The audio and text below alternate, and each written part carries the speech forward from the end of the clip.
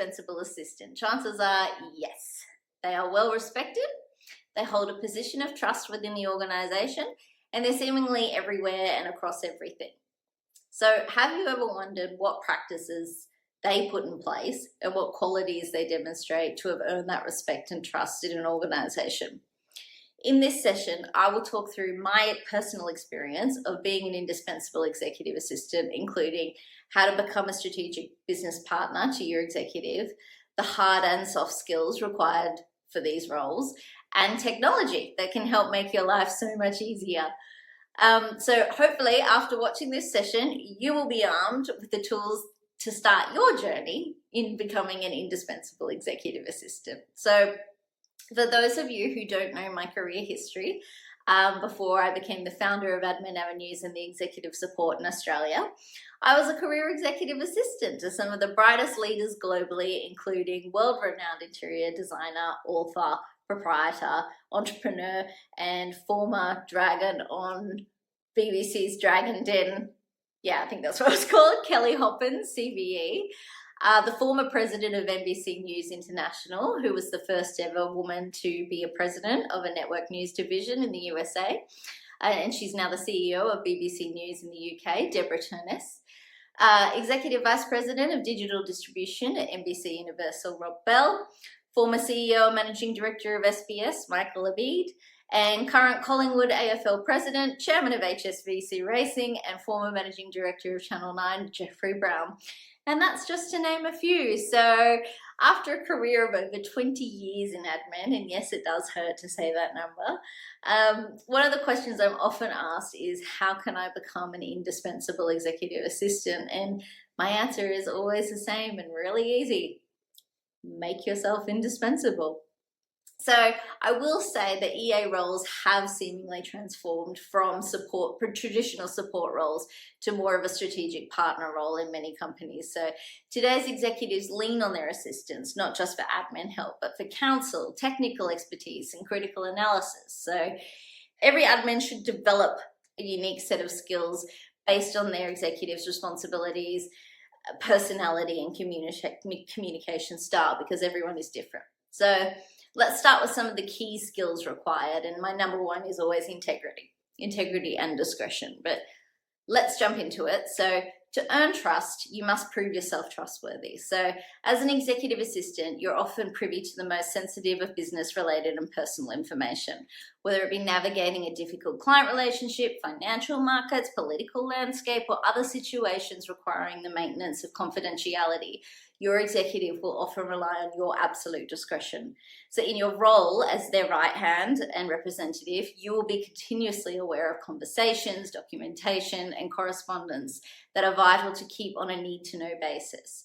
You will constantly deal with privileged and sensitive information that must be handled delicately. So you must have the integrity to be the trusted counsel and confidant to your executive. So always be mindful that once trust is broken, it's rarely repairable. So next I'm going to move into EQ, emotional intelligence.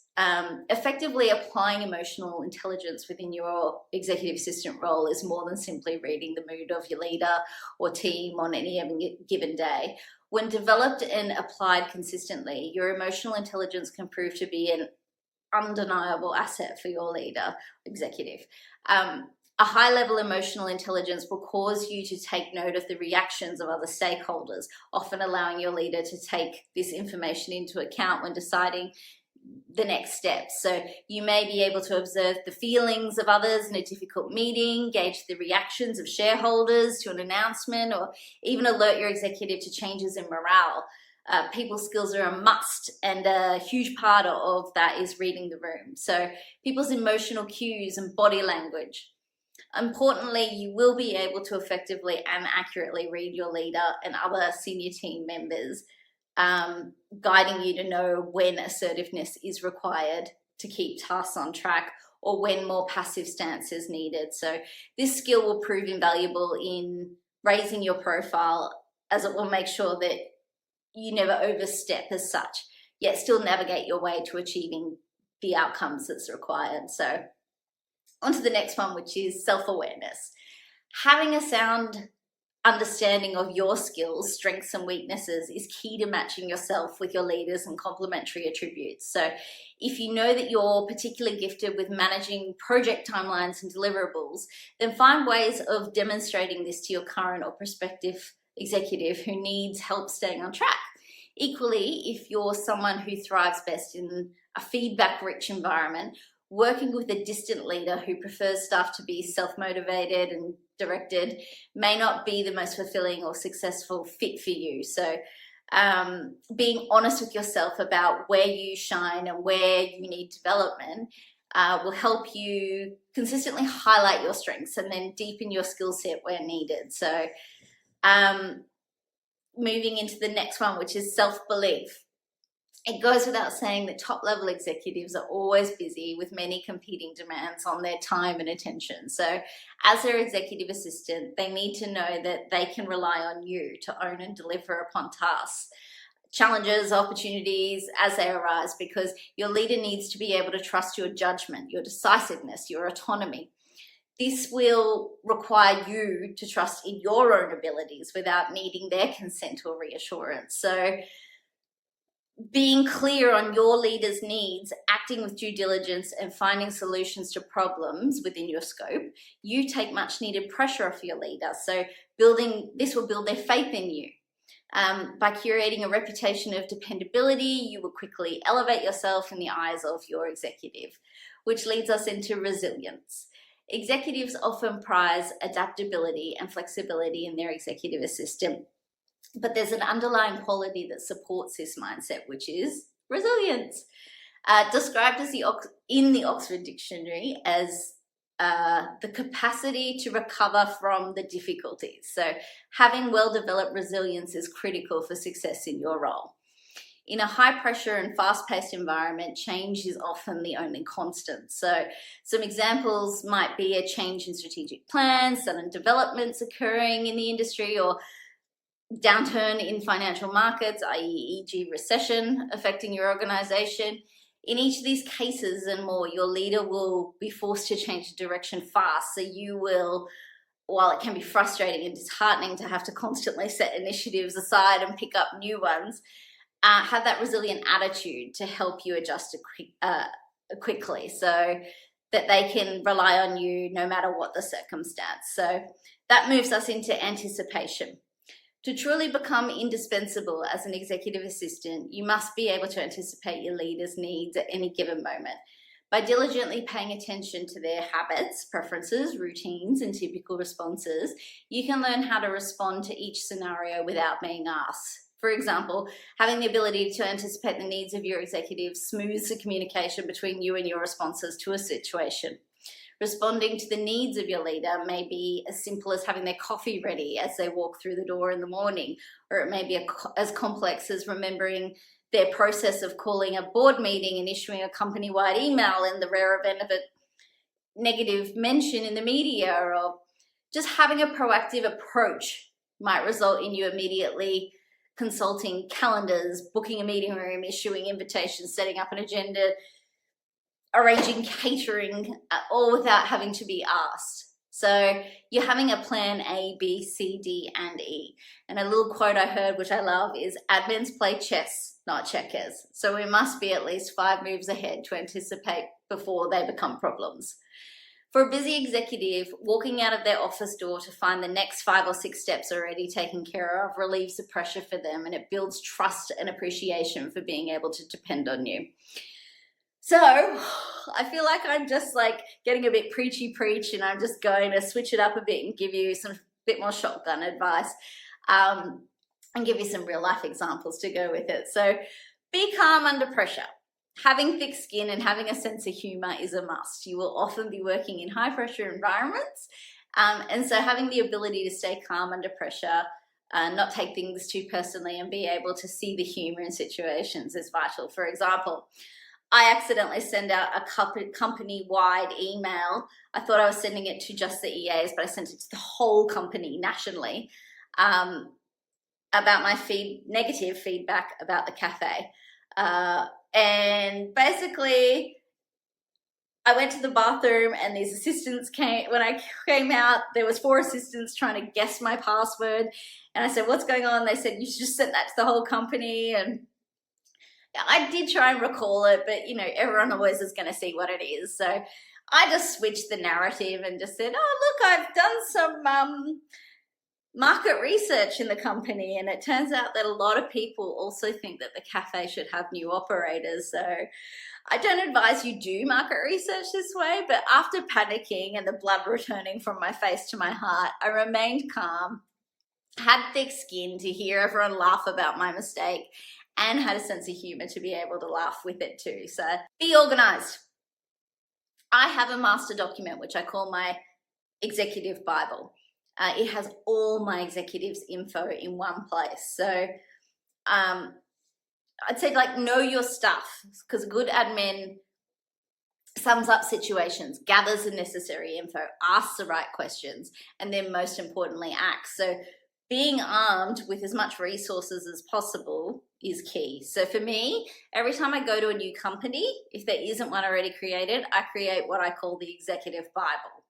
I book a meeting with my executive and the team to go through all the questions that's in this template.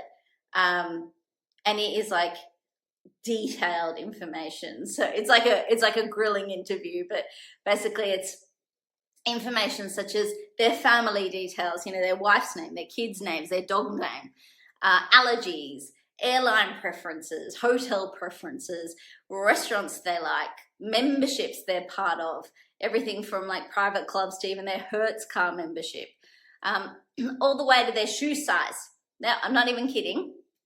I've had to send new shoes from a shop over to a hotel for one boss that forgot their shoes and they were going to an awards night. So capture as much information as you possibly can so that you can be able to action without having to ask questions. And always keep it password protected. Again, that goes back to security, integrity, confidentiality, all of that. So anyway, be ruthless at prioritization. If you work for a busy executive, your day is a continual game of Tetris. So you need to be ruthless in what takes priority. So determine what takes priority as truly important and what can wait. And I don't mean to sound patronizing in this. Obviously, you all know this, but sometimes when you're writing it down, it's easier when someone's saying it. So for example, top priority should be given to tasks that are both urgent and important.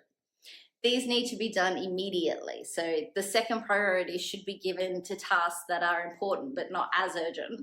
And if you spend enough time on tasks in the second tier, you'll reduce the number of urgent tasks. So for me, I like to have my calendar and my emails in front of me when I'm planning and prioritizing. So I like to move things in the moment and not potentially forget something after the meeting, because people understand that you're busy, but they also want yours and your executive's time. So they'll often like just approach your desk or approach your executive's office, and it's up to you to be the gatekeeper of their time and your time to make sure it's used in the most beneficial way. So you need to have expert level communication skills as well. Moving into the next one, in many situations, your words are treated as if they are words of your executive. So polished emails and proper phone etiquette is a must. Top tip, add Grammarly to your computer or your laptop to avoid grammar mistakes. I'm the queen of spelling mistakes. I type before my brain puts it all together, but it's been my savior. So that's like my number one app that I would say have, which leads me to constantly upskill. Keep up to date with tech. It's going to make yours and your executive's life easier. So have you heard of ChatGPT? If not, get into it. There's so many amazing ways this new AI technology can assist in the admin role. So Jessica McBride has actually done an ebook on it, so you can Google that, and it gives you like a pre-made ebook of all the ways that it can help you with that. But also, you should know your tech. For instance, if you have a board meeting and executive support, IT support are able to help you. So for instance, something that happened to me was the internet failed during a board meeting and all of our board minutes were on apps. So we all had to turn on our phone data. And thankfully, because it was through Apple, I was able to simulcast from the iPad onto the screen on phone data. But if I didn't know how to do that, I would have been just waiting around waiting for exec support to help, and my executive would have been really annoyed that we could have wasted a board meeting time. And as we all know, it's extremely challenging to find a time and a new date that works for everyone. So make sure that you are across the tech that your executive is going to use. Be able to multitask strategically. So try time blocking your calendar. This allows you to create dedicated time blocks to cross off items on your to-do list. You can map out the week in a way that works for you. I personally like to go through everything for the week ahead on a Friday afternoon, so I can see what's ahead of me. And also I check again on Sunday evening in case anything came through over the weekend that may need my executive's immediate attention on Monday, or we may need to shift their day or their week. For example, when I worked for the president of news, I had a go bag because there were times when it was like, right, you're on the first flights, there's been a terrorist attack here, we're needed there. Like, that's just how it was. I'm not saying that's going to be with all of you, but that's how it was in one of my roles. So last but not least, network. It's important for you to build your network. Your black book with contacts is your currency. So if you do take favors from contacts, ensure that it's within company policies, but always send a thank you. The ability to get a table at a restaurant where there are none, tickets to shows that are sold out, and all things that are, these are like all the things that are dealt with through your network and your connections. For example, we all know the scene in Devil Wears Prada where she's able to get the Harry Potter books for the twins before they're published, but hopefully we don't have to go that far. But, you know, use your network, grow your network, find out, go on to see if you can, who's watching this, who attended this, add them on LinkedIn. You know, network where you can in your own communities or online.